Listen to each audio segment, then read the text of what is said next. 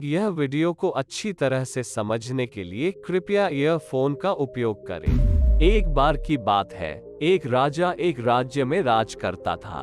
उसका राज्य बहुत सुखी हुआ करता था। उसके राज्य में किसी भी वस्तु की कमी नहीं थी, लेकिन राजा हमेशा उदास रहता था। वह अपने दैनिक दिनचर्या के काम से बहुत थक जाता था। पड़ोसी राज्यों का अपने राज्य पर आक्रमण करने का भय और उसके बारे में मंत्रियों की साजिश जैसी चिंताओं से वह सदैव घिरा रहता था। राज्य का कार्यभार और चिंताओं के कारण वह परेशान रहता था। फिर वह बहुत चिंतित हो गया और उसकी भूख खोने लगी और उसकी रातों की नींद हराम होने लगी।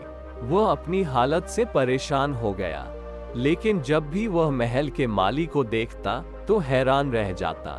दिन भर मेहनत करने के बाद जब माली को भूख लगती तब वह सादा भोजन करता और पेड़ के नीचे सुकून से सो जाता था।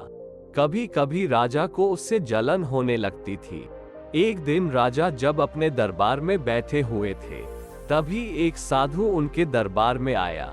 राजा ने अपनी समस्या साधु को बताई और उसके समाधान के लिए सुझाव मांगे। राजा की समस्या सुनकर साधु ने कहा, अच्छा राजन, आपकी चिंता का मूल कारण आपके काम का बोझ है। क्यों न आप अपने पुत्र को इस राज्य का राजा बनाकर संन्यास ले लें, तब आप इन परेशानियों से आजाद हो जाओगे। राजा ने कहा, श्रीमान, मेरा बेटा अभी 5 साल का है। वह अबोध बालक राज्य कैसे संभालेगा? साधु ने कहा, अच्छा अगर ऐसा है फिर एक काम करो, आप अपनी चिंताओं का भार मुझे सौंप दो और मुझे इस राज्य का राजा बना दो। राजा ने तैयार होकर अपना राज्य साधु को सौंप दिया। इसके बाद साधु ने पूछा, अब आप क्या करेंगे? राजा ने कहा, मुझे लगता है कि अब मुझे कुछ व्यवसाय करना चाहिए। फिर साधु ने कहा, लेकिन आप उसके लिए धन की व्यवस्था कैसे करेंगे? अब मैं एक राज्यवासी हूँ, राजकोष के धन पर भी मेरा अधिकार है, फिर मैं व्यवसाय कर सकता हूँ। राजा ने उत्तर दिया। साधु ने कहा, ये ठीक है, लेकिन अगर आपको व्यवसाय ही करना है तो आप मेरे लिए नौकरी क्यों नहीं कर लेते? मैं एक साधु हूँ, मैं अपनी झोपड़ी में ही रहूंगा। आप इस महल में रहो और मेरी ओर से इस राज्य की राज्य व्यवस्था को संभालो।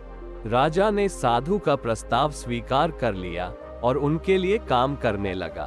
वह राज्य के सभी कार्यों को संभालने लगा, जबकि साधु अपनी कुटिया में चले गए।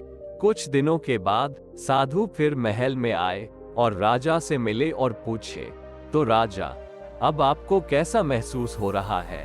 क्या आपको अब भूख लगती है और पर्याप्त नींद आती है? राजा बहुत खुश नजर आ रहे थे।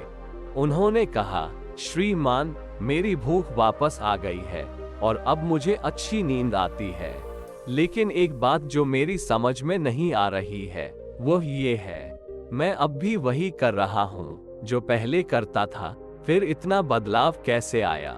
साधु मुस्कुराए और बोले, राजन, पहले आपने काम को अपने लिए बोझ बना लिया था और हर समय उस बोझ को अपने दिमाग पर ढोते रहते थे, परंतु अपना राज्य मुझे सौंपकर अब आप अपना कर्तव्य समझकर सभी कार्य करते हो। आप अपना काम खुशी से किए और इसलिए अब आपको अपने काम की चिंता नहीं है और अब आप खुश हैं।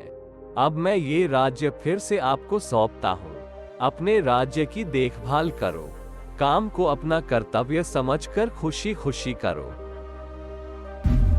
अगर हम अपने जीवन में देखेंगे तो हम पाएंगे कि ज्यादातर लोग अपने काम से प्यार नहीं करते हैं। यदि आप अपने दैनिक कार्य से प्रेम नहीं करेंगे तो यह आपके नाखुशी का कारण बन जाएगा और आपको अपना कार्य बोझिल लगने लगेगा।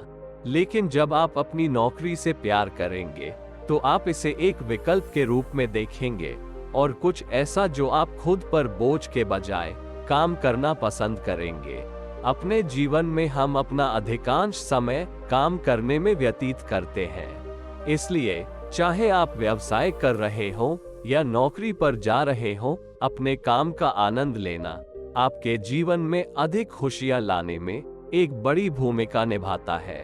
इसीलिए एक बार कन्फ्यूशियस ने कहा था, ऐसा काम चुनो जिसे आप पसंद करते हो और आपको अपने जीवन में एक दिन भी काम नहीं करना पड़ेगा। जब आप अपने काम से प्यार करेंगे, तब आपके पास काम की बेहतर गुणवत्ता होगी, आपका मानसिक स्वास्थ्य बेहतर होगा, इससे आपकी उत्पादकता बढ़ेगी और आपका रोजमर्रा का जीवन खुशहाल होगा। एक पुरानी कहावत है कि अगर आप एक खुशनुमा दिन बिताना चाहते हैं, तो एक दिन के लिए बाहर निकल जाइए, लेकिन अगर आप एक खुशहाल जीवन बिताना चाहते हैं, तो अपने काम से प्यार करना शुरू कर दें और आपका पूरा जीवन ढेर सारी खुशियों से भर जाएगा। अगर यह वीडियो आपको पसंद आया हो, तो लाइक और सब्सक्राइब जरूर कीजिए और साथ ही साथ बेल आइकॉन पर क्लिक करें।